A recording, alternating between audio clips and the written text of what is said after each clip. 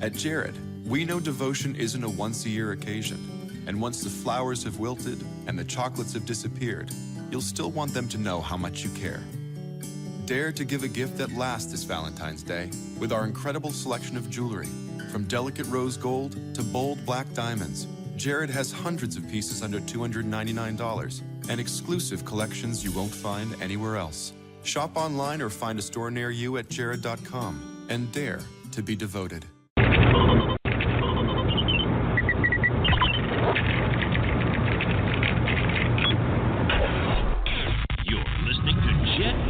Radio, the official podcast of JetNation.com, the largest independent fan site in the NFL. Be sure to check out our forums and talk all things Jets with thousands of other die-hard Jets fans. Now, to get you up to date on all the latest Jets news, notes, and quotes, here's your host, Glenn Naughton.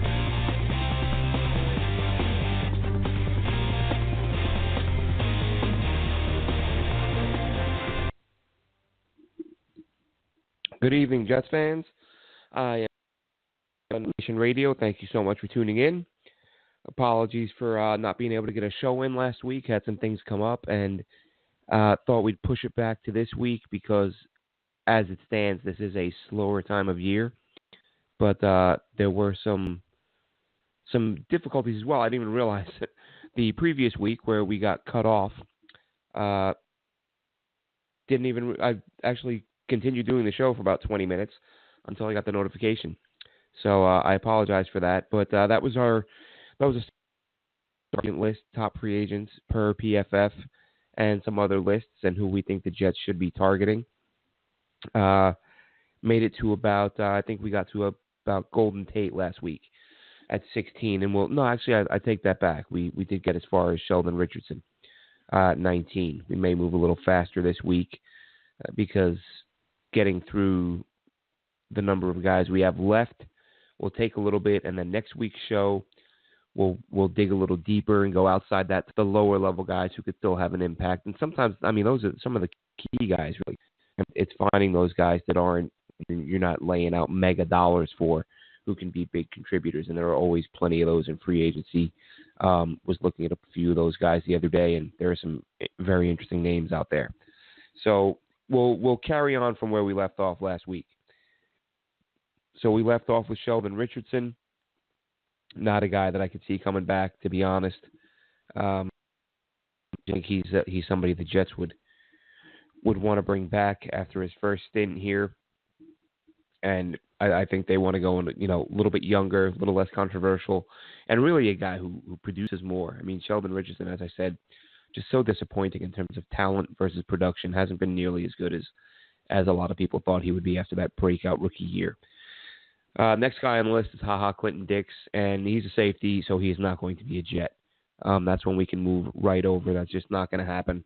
The next guy, interesting name because I've seen some people link it to the Jets due to his connection with Adam Gase, former Dolphins tackle Juwan James.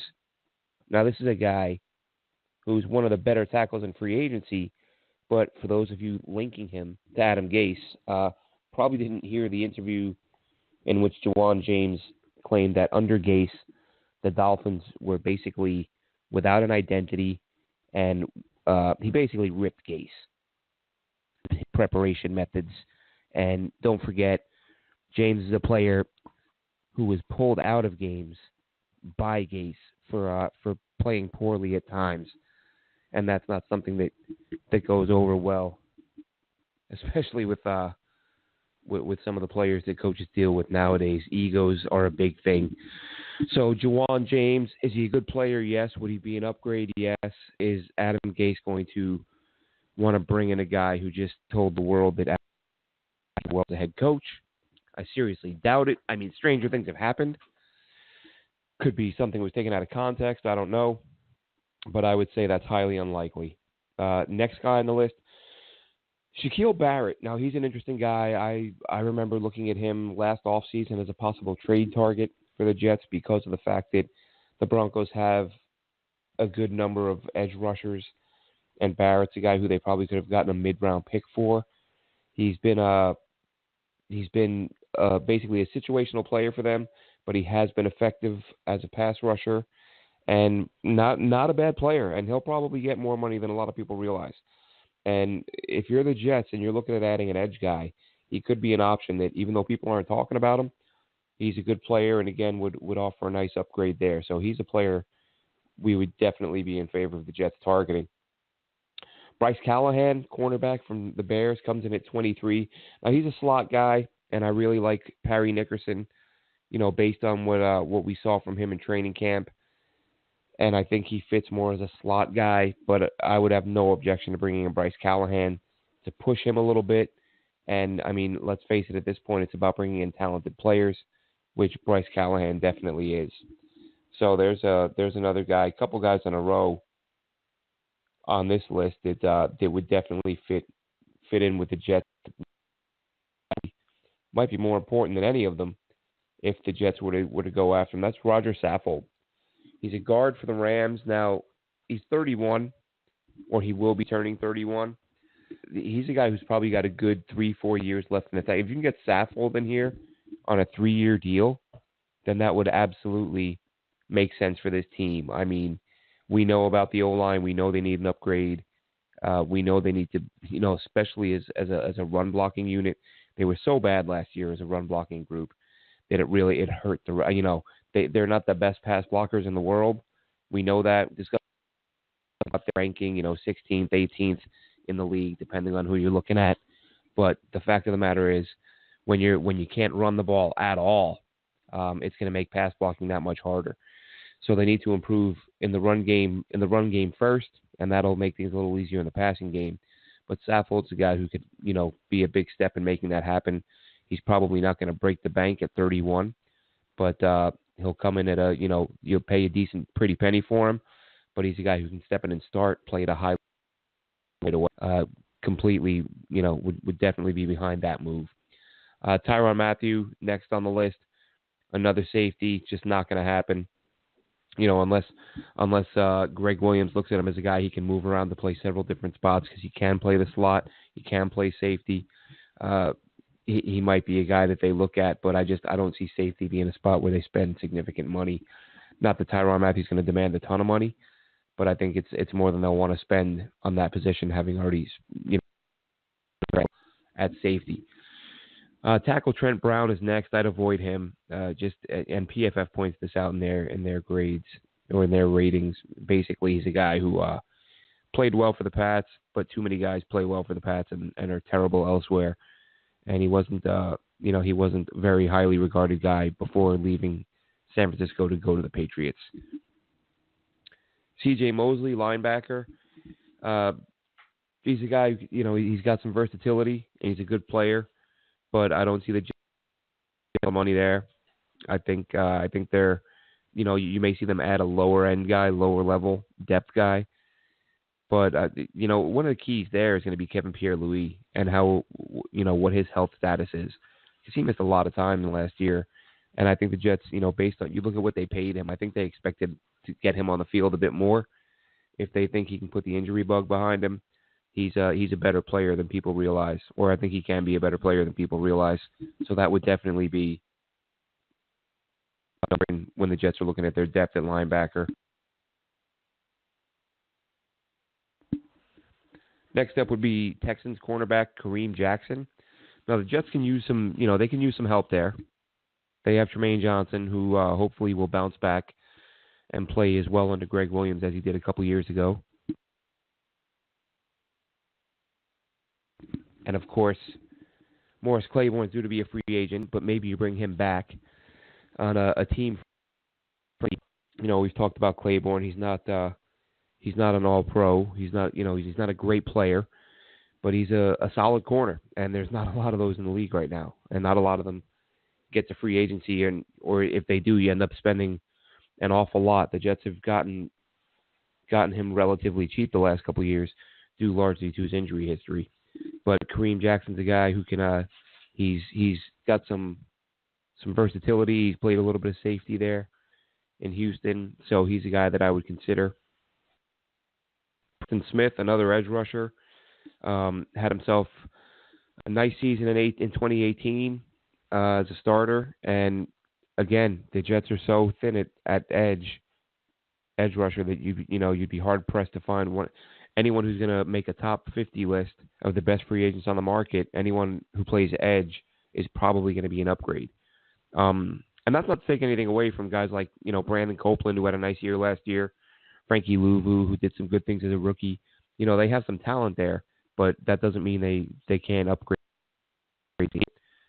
This team is probably, I think if they stand pat at 3, as much as they would probably like to trade down, if this team stands pat at 3, they're probably taking Josh Allen. So that's going to, I would assume that, but of course, free agency is going to kick off well before the draft.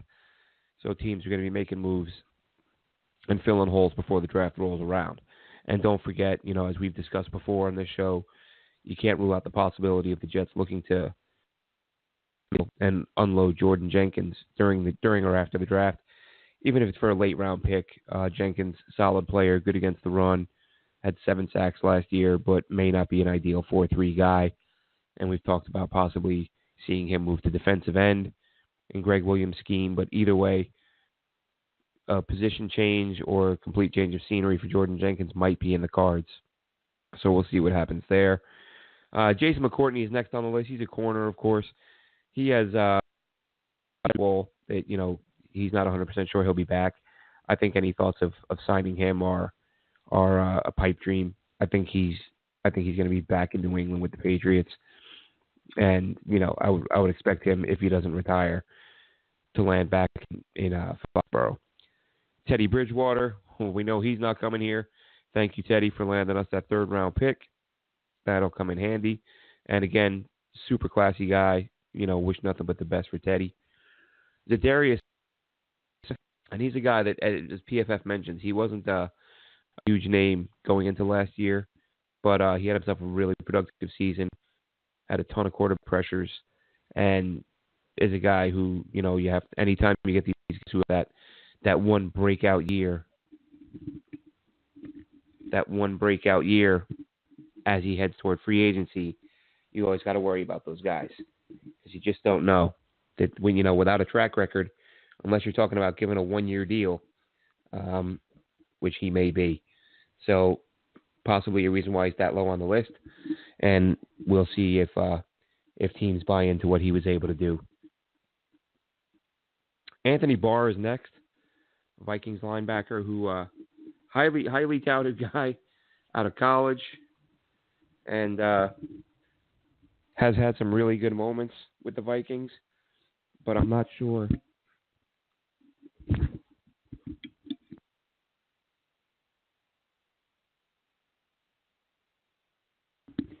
Not sure what kind of money he's going to command. Plays on the inside, can play a little bit on the outside. Does a lot of different things for Minnesota. And I've actually seen his name kind of bounced around and floated by some pundits as a possible fit with the Jets. But I wouldn't expect it, but it's one of those that wouldn't shock me. Solid vet, but as I said, I think when it comes to linebacker, we're going to see it addressed in the draft and lower level free agents. Barr to me isn't that low end guy where he's going to command a bit more money, but we will see. We'll see how that goes.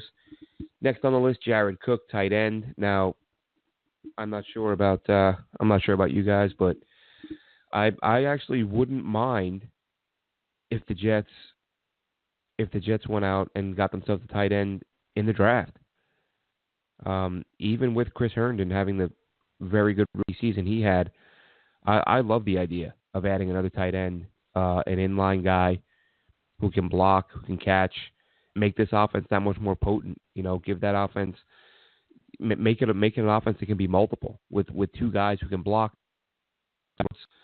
Is Jared Cook that guy at 32 years old? Probably not. But again, it's the balancing act here is that obviously the Jets have plenty of holes and plenty of cap space and not a lot of draft picks. So obviously they're going to have to address a lot of issues with through free agency. So I wouldn't mind Cook on a 1 or 2 year deal. He's, the guy can still play even though he is 32. But I look at this tight end draft, the depth in this class at tight end, and I'm kind of thinking, if the Jets can recoup a 2 in a deal, or if they want to take one at the top of the 3rd round, I wouldn't have a lot of problems with that, because, they need as many weapons as possible. And I'm a big fan of having these 6'6", 6'7" big guys over the middle of the field, giving Sam Darnold multiple options. So whether or not they address tight end, but Cook at 32, I would say is unlikely. Wouldn't be a terrible signing, but that's one position I'm intrigued to see if the Jets decide to do anything there in the draft. Trey Boston, he's another safety, so we're not even going to get into that. After Trey Boston, we've got everyone's favorite quarterback, Ryan Fitzpatrick. And I think that pretty much says it all there. Ziggy Ansah's next. Ziggy Ansah, another interesting guy. 4.3 D line. He's getting up there in years, and he's battled injuries. I don't think you see somebody like him come in unless he's willing to take small money, which I don't see happening. Even though he's been hurt, even though his production has dropped, he's still an edge guy, and those guys just don't come cheap. So Ziggy Ansah, better fit, because I saw people saying a year or two ago the Jets should go after him. Not really a fit in a 3-4, but now going to a 4-3 would make more sense. But I just don't see it, given the injuries, the dip in production. It wouldn't make a whole lot of sense. Henry Anderson, the soon-to-be former Jet, wish him well, but he's not going to be a fit in a 4-3 either. So, but I do hope he goes on to have himself a nice career, because clearly a hard worker. Was a nice upgrade this season over Mo Wilkerson. And, best of luck to him. Cornerback Steve Nelson. He's a guy in Kansas City. He gave up a lot of big plays. So he'll probably get, he'll get a decent contract from somewhere, because he's a corner in the middle. But excuse me, he's not a guy that I would expect the Jets to target. One guy that I would expect them to target, though, next on the list is Mitch Morse. Now, if Matt Paradis hits free agency, I think he would probably be the target. But I don't know if I'd say I would prefer Mitch. Basically, Paradis or Morse you take, and you're happy with either. Paradis probably the better all-around player, but Mitch Morse, superior pass blocker and a much, much younger player. And there's a what was that? It's not on here. I saw a stat earlier. He hasn't given up a sack in like 1,500 consecutive snaps or something insane like that. That's definitely not the type of pass blocking Jets fans have become accustomed to up the middle on that offensive line. Tyrell Williams, San Diego Chargers wide receiver. Things, and he's a guy who I've seen, some pundits feel like he's gonna knock a lot of people and get an opportunity to be a number 1 or number 2 somewhere. I wouldn't be opposed to bringing the guy in. Again, the Jets do need some better play at receiver, or just some more depth, I should say. The Jets need depth and health, and better decision making off the field. Because if Robbie and Enunwa can stay healthy, and I've said this before, and now especially with the emergence of Herndon, I think they'll be all right at receiver. And we've talked before, and we'll when we get to the Antonio Brown conversation, which you've got to have at this point because everyone's having it. Crazy stuff with him shooting his way out of Pittsburgh. Linebacker KJ Wright, we'll lump him in with the other linebackers, as I said. Wouldn't expect any big money spent there, even though the Jets can afford it. I think they're happy with what they have. You just gave Williamson the big deal. He could the way he ended the season, obviously with the drug conviction or the drug suspension, you'd be looking at I guess you can't rule out the Jets trying to get his eventual replacement. But KJ Wright, I doubt he's that guy. He's again another slightly older, 29, 30-year-old player. I don't see them going after him. Dante Fowler, edge rusher. You know what? He's a guy. He would be an upgrade. Highly touted guy. Jets reportedly love him. I'd say pass. His lack of production on a defensive line that consisted of Aaron Donald and Ndamukong Suh, and Fowler still really couldn't get to the quarterback consistently. He's had some off-field stuff. Not worth it to me. The lack of production and the presence of some bad decision making, I would pass on Dante Fowler. Although I fear the Jets won't, and I think he's a guy they will target. But we'll see, we'll find out, here in a few weeks. To number 44 on the list here, Bradley Roby. Didn't play well as a starter this year. I honestly liked Roby a lot coming out. I think it was Ohio State, if I'm not mistaken. Liked him a lot. Good length, rangy guy, but reportedly didn't play very well last season. But I'll tell you what, for the right price, I would take him and play him opposite Tremaine Johnson and see what Greg Williams can get with that. Cole Beasley next on the list, slot guy, slot receiver. Good player, but I don't know. I'm probably at this point. I'm a big believer in Deontay Burnett and the chemistry he has with Sam Darnold. The way he played in limited reps, I would like to see Burnett get the shot. So Beasley is a guy, hopefully the Jets pass on. Number 46, Muhammad Wilkerson. There. Ty Nishke's a tackle for Washington. He's been a part-time guy, mixed in a couple starts here and there, and did a solid job. Wasn't overpowering, but a solid player. So as a depth guy or a guy to compete for a job, absolutely. I think that if the Jets don't feel like it's enough of an upgrade over what they have, maybe you don't go out and spend that money.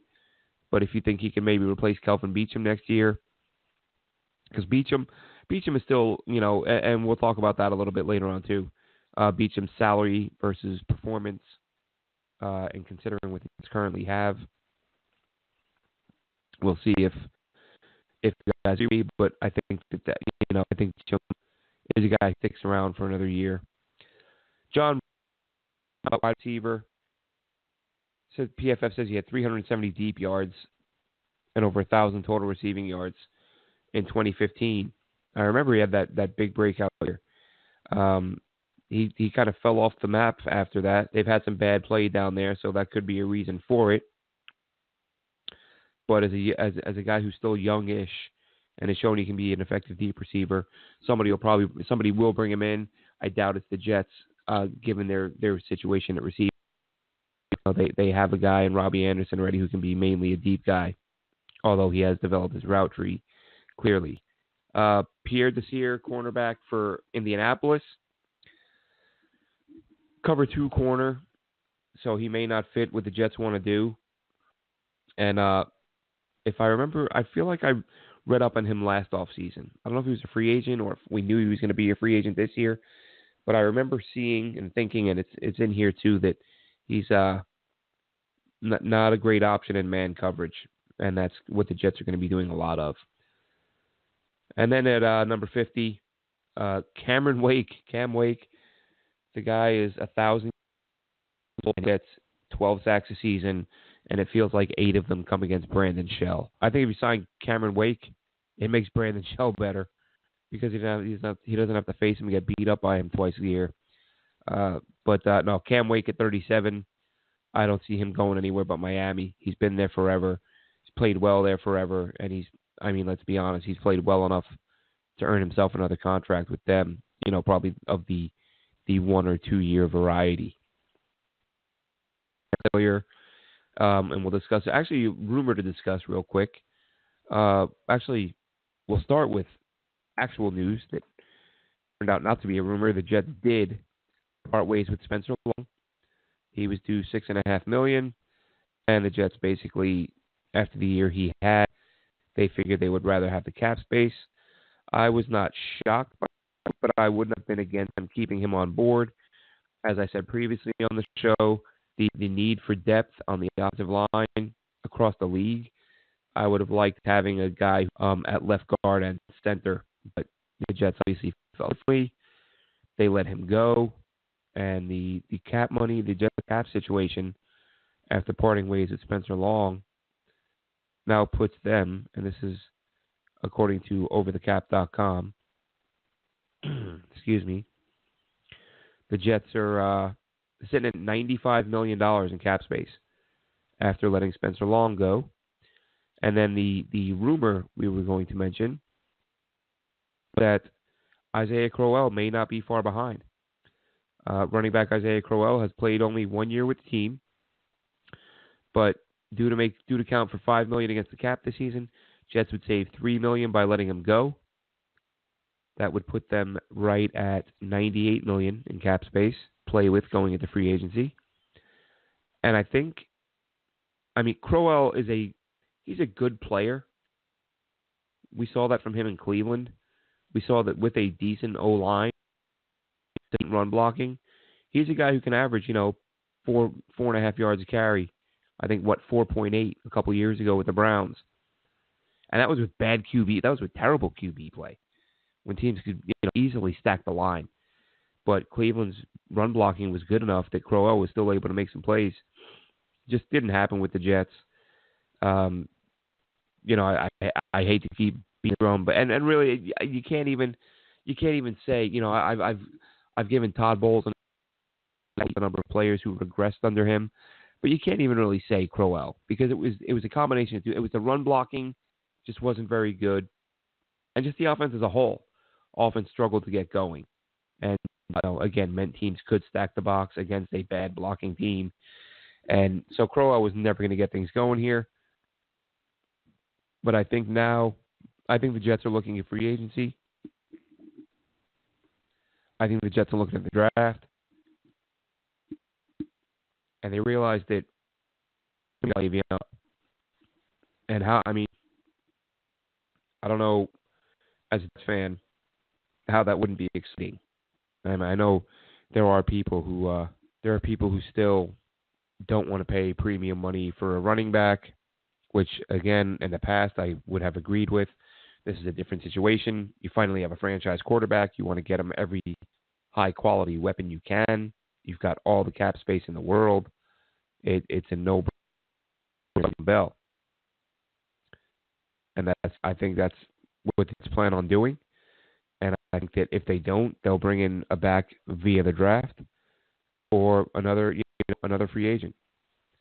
But several rumors now swirling that Isaiah Crowell will be sent packing. And that is after.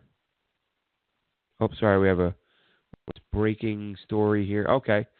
So this is big, because this is a potentially explosive player who the Jets met with at the Senior Bowl. This reportedly, according to Ian Rappaport and Tom Pelissero, Louisiana Tech edge rusher Jalen Ferguson has had his combine invite stripped as he was convicted of simple battery. Oh, come on. Because he got into a fight at McDonald's as a freshman and a public intoxication charge. All right, well, you want to disinvite a guy for beating up his girlfriend. I get it. You disinvite a guy because when he was an 18-year-old kid, he had a beer and got into a fight with someone. Again, whatever. To each his own. I think that's a little bit silly. From what it says, simple battery. I doubt he put anyone's life in danger. It's like it was a scrap at McDonald's when he was, a few years younger. Dumb kid, made a dumb choice. Whatever it is, if the guy can play, he's a pass rusher. Teams are not going to give a damn if you punch somebody in the face at McDonald's 4 years ago, 3 years ago, whatever it was. He will be a highly coveted guy, very explosive, very fast off the edge. And again, the Jets did meet with him early on at the Senior Bowl. So hopefully, I hope that's the guy they're targeting. I would imagine it is. As we've said, they need to sort out the edge situation. And on the wide receiver situation, as I said a little while ago, Antonio Brown, receiver in the NFL. He's got a million Pro Bowls. He's got some All-Pro awards, All-Pro team. And he's making $22 million a year, which is not enough to make him want to stay where he is. He's basically shooting his way out of Pittsburgh. Didn't show up Week 17 when the Steelers needed him. It's been a back and forth through the public, through the media since that time. And they reportedly officially requested a trade from the Steelers and went on Twitter to tweet the Steelers Nation, thanks for the support for 9 years, yada, yada, yada. Now, he requested a trade, and I think the Steelers have to trade him, which is crazy because the cap hit they're gonna have to absorb for letting him go is I want to say it's $21 million. Let's be honest, that is just crazy. And they are. You see these ugly situations between teams and players that happen during negotiation period, free agency. Battling through the media. You may see it when the guy's played a few years. Through his deal. Most of his deal is finished up. But Brown has played 2 years of a 5-year deal, and after year 2, he's demanding a trade. That's some craziness right there.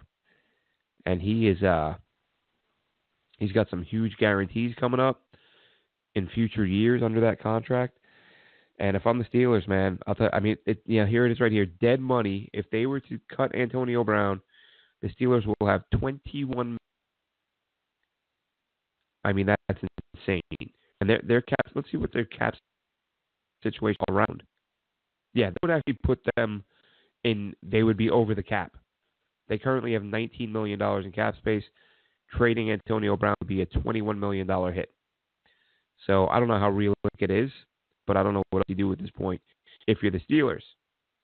Now, if you're the Jets, do you go out and try to get Antonio Brown? I say no. I say you're talking about a guy who's been in the league for 9 years, and I don't know. I don't want a guy who shoots his way out of town when he just got a $21 million a year deal. And he's with a team that's winning. He's got the money, he's got the status, he's got the accolades. He's on a team that's a legitimate Super Bowl contender.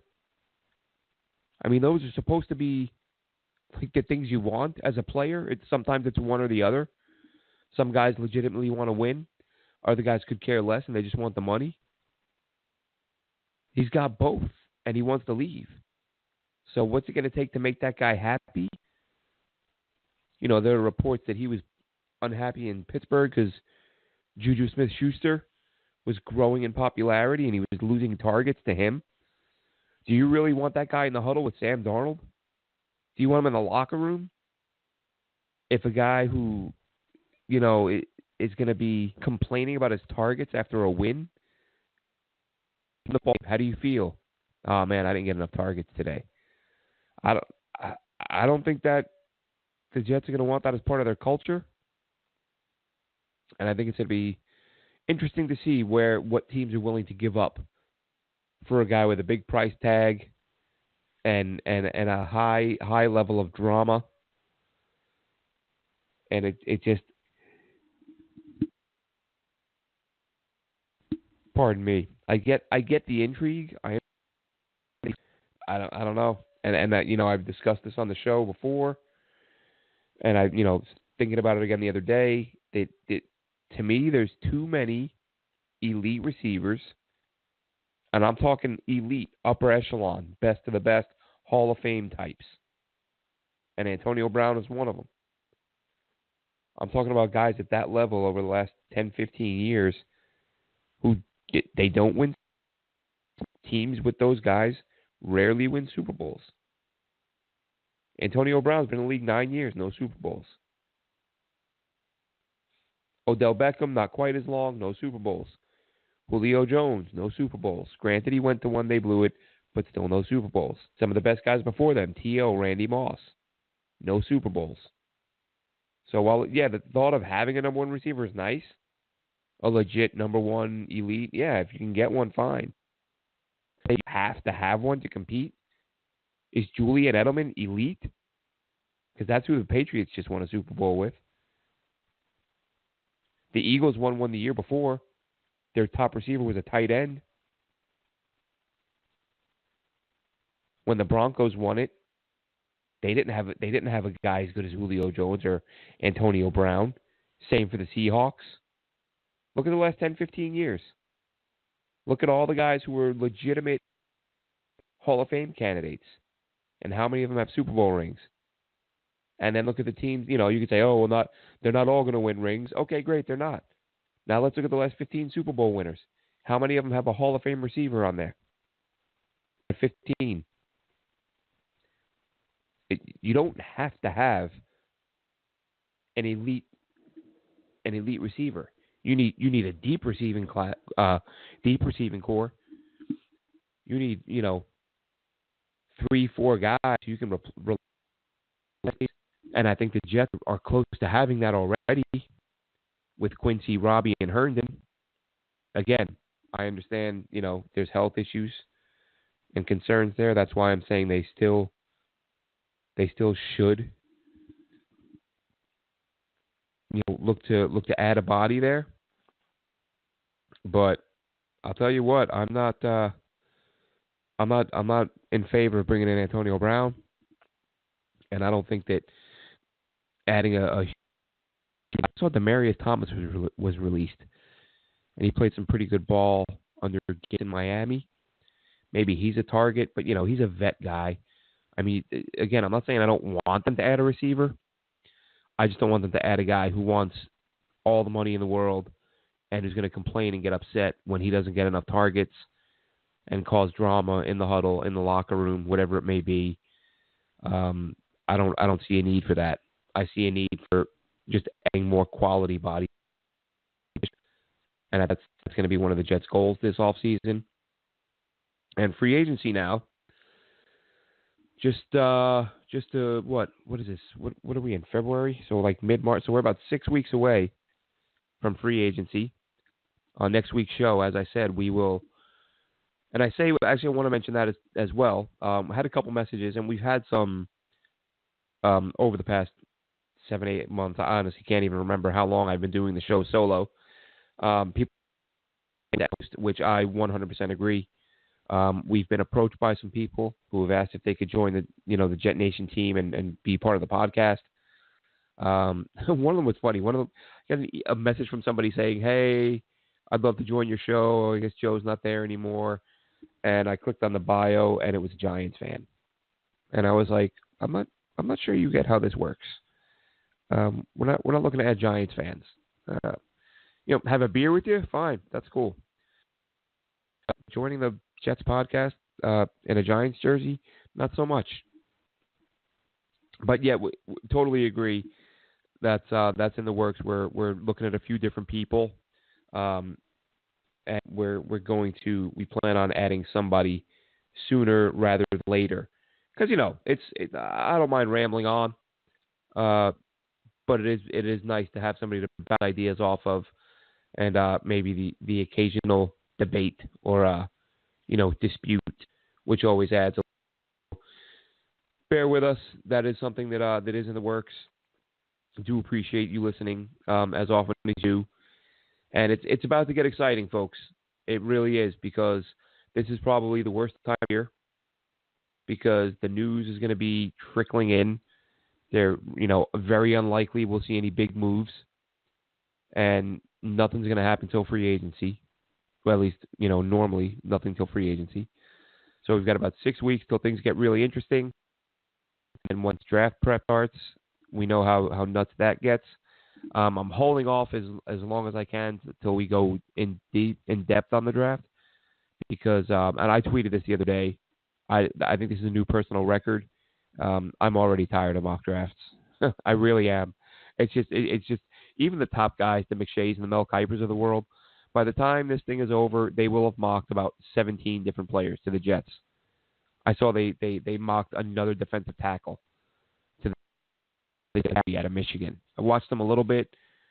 He looks like a one move guy. A lot of bull rushing. That it works in college, but you got to add more to your repertoire in the NFL. And if the Jets use the 3rd overall pick on a lineman who's just good at pushing people backwards, I'll tell you. I mean, if it's Quinnen Williams, I can live with it. If you're going to take a D lineman, but otherwise, it better be Bosa fell and you take him, or you take Josh Allen, or you trade down. And I tweeted this out the other day, and it got a fairly positive response. And I asked people, how would you feel if the Jets took Jonah Williams round 1? You keep Kelvin Beachum for one more year at tackle, and you let Jonah Williams play left guard. Then Beachum leaves as a free agent, and then you kick Williams out there. There seems to be debate as to whether or not Williams is the prototypical guy. His arms be too short. I've heard varying viewpoints. I listened to I listened to a few podcasts the other day. I generally don't listen to a lot of podcasts, but I've been getting up early in the mornings doing some morning errands. So I've started downloading a few podcasts I normally don't listen to, and I think it was a PFF one the other day, and they were saying, short arms be damned. The guy is such an amazing technician. He's going to be able to play left tackle in the NFL. How scouts feel about that. But, that was one thing I threw out there. Do you draft Williams, let him play left guard, move him to left tackle next year? Kelvin Beachum, to me, I said it last offseason, I wish he was a better run blocker, but I still think you could live with him for one more season at left tackle. I think at $9.5 million, he is the 18th or 19th highest paid left tackle in the NFL, and that is not bad for a guy who is probably going to get you a pass blocking grade that's somewhere in. Not going to be elite, but he's going to do a good job as a pass blocker. And if you can't address every single critical need in one all season, especially at the critical positions, you're not going to get a pass rusher, an edge rusher, or you're not going to get an elite left tackle, an elite pass rusher, and an elite corner when you have one first-round pick, even if you add some picks. So, what the Jets do from there, if they feel like they can get a pass rusher, if like they can get a corner, some people talk about Greedy Williams if you trade down. I don't know how I would feel about that. I haven't, honestly, Greedy Williams is a guy I haven't watched much of up to this point. But I think it's got to be, priority number one has to be edge rusher. If not edge, if Bosa or Josh Allen aren't there, you got to try to trade down. And I could even say that those two options are tied for my top choice. I'd be fine with Allen or Bosa. Quinnen Williams, I could live with, because I don't want to say the guy is Warren Sapp, but that's who comes to mind when I watch him. For me, anyway. And that you're talking Hall of Fame D lineman. Allen or Bosa, maybe Quinnen, or a trade down. Those should be priorities going into this draft. And if you trade down and you end up at 7 or 8, maybe that's where you take a Jonah Williams. Let him play left guard, move him to left tackle. But having said, I'm going to avoid talking draft for at least a couple more weeks, because they saturate us with this stuff. We're running in draft talk a few weeks from them. It happens every year, and I find myself, and I love the draft. I love it. It's one of my favorite events of the year. And you know what it is when I say that I'm tired of mock drafts? It's that I've seen too many mock drafts that don't have Allen or Bosa going to the Jets. And I just don't see it. I think if I had to put money on it, I would say if they stay at 3, it's Allen or Bosa.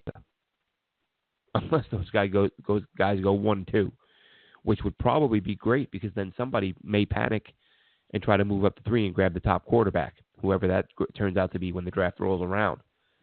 But anytime I see a Jets draft that isn't a trade down, Bosa or Josh Allen, I can say, no, this is ridiculous. and there are some of them out there. So it only took me seeing a few of those to make me just throw my arms up and say, never mind, enough with the drafts. But I think in the coming days and weeks, I'll do some more level-headed analysis, and I'll be back into it because it's one of my favorite times of year, and we will start talking about it. I think next week's show, again, we will talk about the lower-end free agents, and then from that point on, it'll be agent rumors, which will be swirling by then, and then that's when we'll start getting into how each guy they sign affects the draft, and we then get into some deep draft talk. So shorter show tonight, given the not too short. We did about 45 minutes. We'll end it now though. Just want to thank you all so much for tuning in. Apologize for not having last week's show, but we look forward to catching you next week. And again, deeper dive on free agents and any news, notes, or rumors that surface between now and then. Thank you so much for tuning in, and have a great day, Jets fans. Thanks for listening. Be sure to follow Glenn on Twitter at AceFan23, and the show can be found at JetNation Radio. Until next time, go Jets!